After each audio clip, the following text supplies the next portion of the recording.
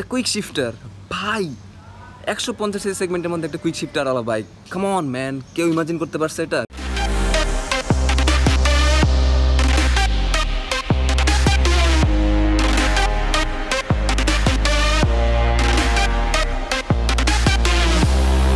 Hello everyone, welcome to Mafic. I hope you guys are doing fine. Right now it's 7:45.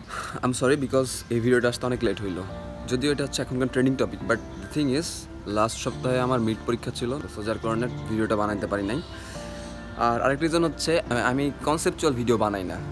Till now আমার চ্যানেলে মনে হয় এরকম কোনো ভিডিও নেই যেটা হচ্ছে কনসেপচুয়ালি বানানো হয়েছে, but as it's R15 so I have to make it. কিছু করার নাই ভাই, এটা আমাকে বানাইতেই হবে। মানে R15 সিরিজ নিয়ে আমার কথা না বলে আমি থাকতেই পারতেছি না, পেটে যত কথা জমে আছে, ইনশাল্লাহ বলবো আস্তে আস্তে। গতকালকে রাত্রে কমিউনিটিতে একটা পোস্ট দিছিলাম যে হচ্ছে R15 ভার্সন 4 নিয়ে ভিডিও বানানো উচিত কিনা। ওখানে অনেকজন হ্যাঁ বলছে যে হ্যাঁ ভাই বানানো অবভিয়াসলি, বাট কয়েকজন নাও বলছে, কারণ ওনারা বলছেন যে ভাই এইটা নিয়ে অনেক ভিডিও দেখে ফেলছি already and you are too late. Yes I am late ভাই, কিচ্ছু করার নাই ভাই, পরীক্ষা ছিল, এখন পরীক্ষা বাদ দিয়ে তো I am actually sorry for that যে আমার ভিডিওটা বানাইতে লেট হয়েছে অনেক, বাট কিছু করার নাই ভাই। সো ঘটনা হচ্ছে রিসেন্টলি মোস্ট প্রবলি কয় তারিখ 22 আর 23 সেপ্টেম্বর ইন্ডিয়াতে অফিসিয়ালি R15 সিরিজের 4th জেনারেশন রিলিজ হয়েছে। অ্যান্ড গেস হোয়াট, ইন্ডিয়ারা যখন হচ্ছে ইন্টারন্যাশনাল ভার্সনটা R15 বের হয়েছিল, সো ইন্ডিয়ান ভার্সনটা একটু কিছু কিছু দিক দিয়ে পিছিয়ে ছিল, ইউনো পিপল একটু আন্ডার এস্টিমেট করতো। তখন ইয়ামা ইন্ডিয়া ভাবলো ওকে এমন এক ভার্সন বানাবো the whole world will be shocked. And guess what, it has actually happened. এত ফিচার দিচ্ছে একটা 150 সিসি সেগমেন্টে বাইকে, ভাই মাথা নষ্ট পুরা। আমি যখন ফিচার্সগুলো দেখছিলাম আমি শুধু হয়েছিলাম যে আল্লাহ এগুলো কী বলে। সো ফার্স্ট অফ অল বাইকটার ডিজাইন ল্যাঙ্গুয়েজে আমি কথা বলি, ঠিক আছে? ভিডিওতে বা ছবিতে যেরকম লাগতেছে অ্যাকচুয়ালি যখন বাইকটা সামনাসামনি দেখবো এরকম নাও লাগতে পারে।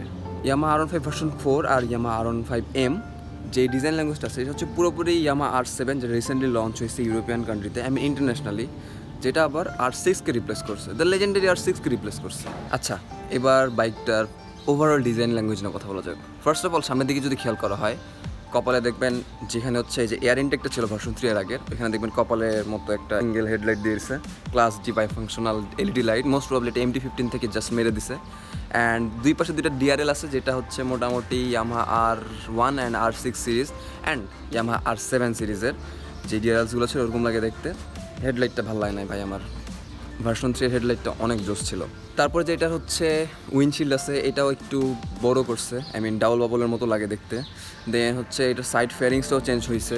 দেন ট্যাঙ্কটা চেঞ্জ হয়েছে, ট্যাঙ্কটা আগে কত সুন্দর একটা অ্যাঙ্গুলার শেপে ছিল, আই মিন ট্যাঙ্কটা দেখলেই মনে হয় যে ইয়েস এটা হচ্ছে একটা রেসিং বাইকের ট্যাঙ্ক, বাট এখন ট্যাঙ্কটা একটু গোল টাইপের করছে, কেমন জানি আল্লাহ জানে কেমন লাগবে দেখতে সামনাসামনি, বাট ছবিতে আমার ভালো লাগে নাই। দেন আর কি চেঞ্জ করছে, ও আচ্ছা দ্য মাফলার, আই মিন সাইলেন্সারটা চেঞ্জ করে নাই, বাট উপরে যে প্লাস্টিক কাভারিংটা ছিল সেই কাভারিংটা চেঞ্জ করছে। দেন পিছনের যেই টেল সেকশনটা আছে আই থিঙ্ক একটু রিভাইজ করা আছে, আর পেছনের টেল লাইটটা মানে ভার্সন 3 আইডেন্টিক্যালি আছে। অ্যান্ড যে ইন্ডিকেটরস, এই জিনিসটা আমার খারাপ লাগছে পুরো বাইকটার। আচ্ছা, যে আরেকটা ফিচার্ড ভিডিও ছিল ওইটাতে হচ্ছে দেখাইছে যে এটা মোর এরোডাইনামিক, ভার্সন 3 থেকে এরোডাইনামিক্যালি এফিসিয়েন্ট, দ্যাট মিনস এটা বাতাসের ড্র্যাগটা আরও কমাই দিবে। সো মোটামুটি এই টোটালটাই হচ্ছে ডিজাইন ল্যাঙ্গুয়েজ ছিল, আর কিছু বলার মনে আমার নাই। সামনাসামনি আসলে যখন আসবে ইনশাল্লাহ বাংলাদেশে তারপরে আরও ডিটেইল বলা যাবে, but from the pictures and the videos যতটুকু আমার কাছে মনে হয়েছে overall I don't like the version 4 R15M's overall design. Version 3 was much better. Still version 3 এখন পর্যন্ত the most sexiest bike in Bangladesh. So design language নিয়ে কথা বলা হলো, এবার ইঞ্জিন সেকশনে আসি। Basically it's the same 155cc liquid cool 4 valve SIOC FI engine, same, কোনো চেঞ্জ নেই এটাতে। অ্যান্ড VVA টেকনোলজি আছে, অ্যাসিস্ট্যান্ট স্লিপার ক্লাচ আছে, বাট একটা ডিফারেন্স আছে, সেটা হচ্ছে এটা টিউনিংয়ে ডিফারেন্স আছে। যেমন এটার পাওয়ারটা BS6 থেকে 0.2 হর্স পাওয়ার কমাই দিছে। অন দি আদার হ্যান্ড এটা টর্ক হচ্ছে 0.1 নিউটন বাড়াই দিছে। অ্যান্ড এই পিক টর্কটা এখন 7500 RPM পাওয়া যাবে, আগে যেটা পাওয়া যেত হচ্ছে 800-500 RPM। দ্যাট মিনস 0 to 100 পর্যন্ত R15 ভার্সন 4 আর R15M যেটা স্পিড তাড়াতাড়ি উঠবে। ইন্ডিয়াতে আমরা হচ্ছে যে টপ স্পিডের ভিডিওগুলো দেখি, এখানেও তাই দেখা যাচ্ছে যে 140 থেকে 150 পর্যন্ত উঠতে একদম জীবন বের হয়ে যাচ্ছে। R15 ভার্সন 3 130 থেকে 150 পর্যন্ত অনেক ফাস্ট ছিল, বাট ভার্সন 4 এটাতে স্লো স্পিড উঠতেছে। ওকে, ইঞ্জিনের সাথে রিলেটেড আরও দুইটা ম্যাসিভ চেঞ্জ আসছে। First of all the quick shifter, ভাই 150 সেগমেন্টের মধ্যে একটা কুইক শিফটার আলা বাইক, কাম অন ম্যান, কেউ ইমাজিন করতে পারছে এটা? বাট ইয়ামাহা ইন্ডিয়াটা কী করলো ভাই, 150 সেগমেন্টের মধ্যে কুইক শিফটার, যদিও শুধু up shift, I mean auto blipper নাই, ডাউন শিফট নাই, but still it is what it is ভাই। 150 সেগমেন্টের মধ্যে কুইক শিফটার, ইমাজিন যে আপনি হচ্ছে বাইক চালাচ্ছেন, ক্লাস ধরা লাগতেছে না, দেন পিক আপ কমন লাগতেছে না, you just up shift, phenomenon. And ইন্ডিয়াতে যে টপ স্পিডের ভিডিওগুলো দেখছি ভাই, এত ভালো লাগতেছিল দেখতে যে come on man, it's real, it's real. And বাংলাদেশে যখন আসবে I can't wait to ride it ভাই, অস্থির সত্যি কথা। And secondly the traction control. যখন আপনি বাইকটা কর্নারিং করবেন, তখন হচ্ছে কর্নারিং করার সময় যখন আপনি কর্নারিং থেকে বের হয়ে যাবেন, তখন যে একটা থ্রোটল দিবেন, থ্রোটল দিলে যে বাইকটা পিছনের চাকা স্কিড করতে পারে এই, বাট যেহেতু একটা সেফটি ফিচার দিছে, we should appreciate it. And আমি যেটা খেয়াল করলাম, মোস্ট প্রবলি এটার ট্র্যাকশন কন্ট্রোলটা অফ করার কোনো সিস্টেম নাই, সো এটা স্ট্যান্ডার্ড সব বাইকে। আর একটা মেজর চেঞ্জের মধ্যে কী আছে, দ্য গোল্ডেন ইউএসডি ফর্ক। ঘটনা হচ্ছে একটা ডিস্টিংশন ছিল যে ইন্দোনেশিয়ান R15-এ গোল্ডেন ইউএসডি ফর্ক আছে, it's much superior, I am the king টাইপের, বাট এটা ইন্ডিয়ান R15-এ ছিল না ভার্সন 3-তে। But Yamaha has again taken his revenge, যে দাঁড়াও আমিও দিয়ে দিছে KYB-র 37 মিলিমিটার আপসাইড ডাউন ফর্ক দিয়ে দিছে। And it looks phenomenon obviously, কারণ ভার্সন 3-তে তো আমরা আগে থেকে দেখে আসছি ইন্দোনেশিয়ান R15 যে কেমন লাগে। থিং ইজ, ইন্দোনেশিয়ান R15-এ কোথাও ব্র্যান্ডিং করা ছিল না ইউএসডি ফর্কটাতে, but it was from KYB as well. আপনারা সামনের চাকা খুলে ভিতর দিকে দেখবেন যে আমি যেখানে হচ্ছে এক্সেলটা লাগাই, ওই এক্সেলের উপরে দেখবেন KYB লেখা আছে। ভার্সন 3 সিরিজেও যে হচ্ছে KYB সাসপেনশন ইউজ করা হয়েছিল ইউএসডি ফর্ক ইন্দোনেশিয়ান ভার্সনে, ইন্ডিয়ান ইয়ামাহাতেও সেম ফর্কটাই ব্যবহার করা হয়েছে। এখন শুধু একটা চেঞ্জ আসছে যে উপর হচ্ছে KYB-র এই যে দুই পাশে KYB-র স্টিকার লাগাইছে। আর পিছনে ফুটপ্যাকটা হচ্ছে ইয়ামাহা ইন্ডিয়াতে আগে স্টিলের ছিল, দেখতে যেটা খুব চিপ লাগতো, বাট এখন হচ্ছে কালো করছে, বাট অ্যালুমিনিয়াম স্টিল এখনও যায় না, বাট ডিজাইনটা একটু চেঞ্জ করছে, বাট অ্যাটলিস্ট ভার্সন 3 থেকে এখন বেটার লাগে। আচ্ছা, আরেকটা মেজর চেঞ্জের মধ্যে আছে, এটা হচ্ছে ড্যাশবোর্ড, দ্য মিটার কনসোল। এইটা আমার কাছে সিমিলার লাগছে ইয়ামাহা R3-এর মতো। এটাতে হচ্ছে ওপরে শিফট টাইমিং ইন্ডিকেটর আছে, এটা আমার কাছে সবথেকে বেশি ভালো লাগছে। দেন এটাতে হচ্ছে দুইটা ডিসপ্লে মোড আছে, একটা হচ্ছে স্ট্রিট মোড আর একটা হচ্ছে ট্র্যাক মোড। আই থিঙ্ক এখন পর্যন্ত 150 সেগমেন্টের মধ্যে সব থেকে ফিচার্ড ফুল মিটার কনসোল হচ্ছে ইয়ামাহা R5 ভার্সন 4-এর। তারপরে এখন আরেকটা অ্যাড অন হয়েছে, সেটা হচ্ছে ইয়ামাহা ব্লুটুথ কানেক্টিভিটি, যেটা ওয়াই অ্যাপের সাথে কানেক্ট করে এটার আপনার SMS, ইমেইল, কল, ফোনের ব্যাটারি পার্সেন্টেজ, কে কল দিচ্ছে এগুলো দেখতে পাবেন। আরেকটা জিনিস হচ্ছে ইয়ামাহা R15 ভার্সন 3 ইন্দোনেশিয়ানে যে হচ্ছে আমরা হ্যাজার্ড ইন্ডিকেটরটা একটা ডেডিকেটেড সুইচ দেখতে পাইতাম, বাট ভার্সন 4-এ সেটা দিছে যে দাও, এটাও দিয়ে দিলাম। ইন্দোনেশিয়ান ভার্সনে ছিল তো আমরাও দিয়ে দিচ্ছি, যাও। এইটার যে হচ্ছে ইঞ্জিন স্টার্ট সুইচটা অ্যান্ড ইঞ্জিন কিল সুইচটা এখন ইন্টিগ্রেট করে দিছে। আই মিন একই সুইচ দিয়ে ইঞ্জিন স্টার্ট করতে পারবেন অ্যান্ড একই সুইচ দিয়ে বন্ধ করতে পারবেন, হিরো থ্রিলারের মতো যেরকম ছিল। হিরো থ্রিলার সাথে কম্পেয়ার করলে লোকজন মাইট দেবে, আবার বেসিক্যালি এটা হায়ার সিসি বাইকে থাকে, and honestly I like it. আর ডান পাশে নিচে হচ্ছে যেই আরেকটা নতুন সুইচ অ্যাড হয়েছে, সেটা হচ্ছে আপনার মোড ইনফোতে আর হচ্ছে রাইডিং মোড কন্ট্রোল করার জন্য একটা ডেডিকেটেড সুইচ। এগেন এটা দেখে ভালো লাগছে যে ভাই, আগে হচ্ছে হায়ার সিরিজে দেখতাম যে হ্যাঁ হ্যান্ডেল থেকে ক্লিক করে করে রাইডিং মোড সিলেক্ট করতেছে।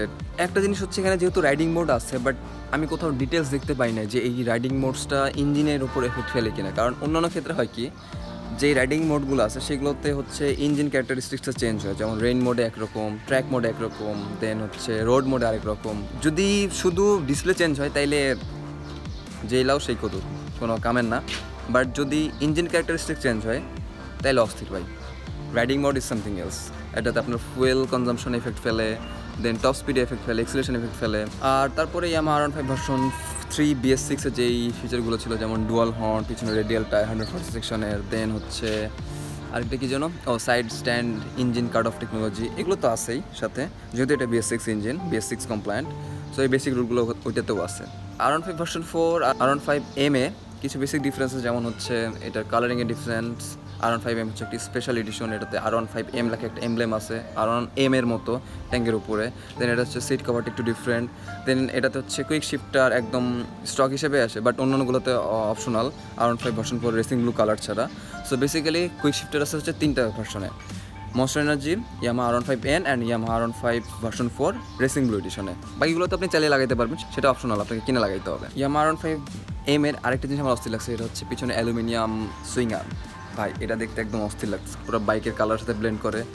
I can't wait to see it in real. Yamaha R15M আর মনস্টার এনার্জিতে আরেকটা স্পেশালিটি হচ্ছে এটার ব্রেক ক্যালিপারগুলো হচ্ছে গোল্ডেন কালার, দেন পিছনে সাসপেনশনটা হচ্ছে yellow colour. And monster energy এডিশনের ওইটার হচ্ছে যে 3D লোগোটা আছে। ও আচ্ছা, আরেকটা জিনিস, ইয়ামাহা ইন্দোনেশিয়ান ভার্সন 3-তে থ্রি লোগো ছিল, ইন্ডিয়াতে সেটা জাস্ট প্লেন লোগো ছিল। ইয়ামা ইন্ডিয়া বলতেছে ওকে সমস্যা নেই, আমরা এটাও দিয়ে দিছি, now you can have it as well. ওই যে লোগোটা ওইটা 3D লোগো বানাইছে। পার্সোনালি লুকস ওয়াইজ আমার মোটেই পছন্দ হয় নাই টিল নাও। সামনাসামনি দেখলে হয়তো এটা পারসেপশনটা চেঞ্জ হবে, বাট এখন পর্যন্ত এটা লুকস আমার মোটেই ভালো লাগে নাই। Version 3 is still my most favourite till now. এখন পর্যন্ত ভার্সন 3 কেনার ইচ্ছা আছে, বাট ভার্সন 4 এর ফিচার্স দেখে তো মাথা নষ্ট হয়েছে। লুকটা এখন আমার কাছে কেমন লাগতেছে আই ডোন্ট নো, আমার কাছে এখনও হজম হয় নাই, হয়তো সামনাসামনি আসলে দেখতে দেখতে হয়তো হজম হয়ে যেতে পারে। দাম কেমন হবে এটা এখনও বলা যাচ্ছে না, কারণ ইন্ডিয়াতে হচ্ছে R15 ভার্সন 4 এর দাম বাড়ছে হচ্ছে 10,000 রুপি, অ্যান্ড R15M এর দাম বাড়ছে হচ্ছে 13,000 রুপি। সো বাংলাদেশে এখন গড নোস কেমন দাম হবে, বাট এক্সপেক্ট করা যায় যে 5-এর মধ্যেই যেন থাকবে কিনা জানি না আমি। হয়তো প্রথম একটু দাম বেশি হবে, তারপর আস্তে আস্তে দাম কমবে, যেটা সবসময় গ্রে মার্কেটে হয়ে থাকে। অ্যান্ড অফিসিয়ালে কবে আসবে এটাও জানি না। আচ্ছা, আরেকটা জিনিস, এটাতে কিছু হচ্ছে আফটার মার্কেট পার্টস আপনি লাগাইতে পারবে, যেমন হচ্ছে ফ্রেম স্লাইডার, দেন ক্লাচ, দেন হচ্ছে USB চার্জার, এগুলো অপশনাল হিসেবে আছে, এগুলো চাইলে লাগাইতে পারবেন আপনি। আচ্ছা, বাইকটার ডাইমেনশন, বাইকটার weight, ground clearance, tyre size একদম আইডেন্টিক্যাল লাগছে ভার্সন 3 এর মতো। ও আচ্ছা, আরেকটা জিনিস, ABS তো আছে, যেটা ভার্সন 3তেও ছিল, ABS-টা ভার্সন 4-এও আছে। এখন USD ফর্কের সাথে you will get the ABS as well. Honestly the front look is a turn down thing for me. যাই হোক, সেটা পরের ব্যাপার, আসুক বাইকটা তারপরে বোঝা যাবে। সো মোটামুটি এই ছিল টোটাল ভিডিওটা, and thank you for watching. So that's all for today from my side. Inshallah, I'll be seeing on the next video. So till then, be happy and goodbye.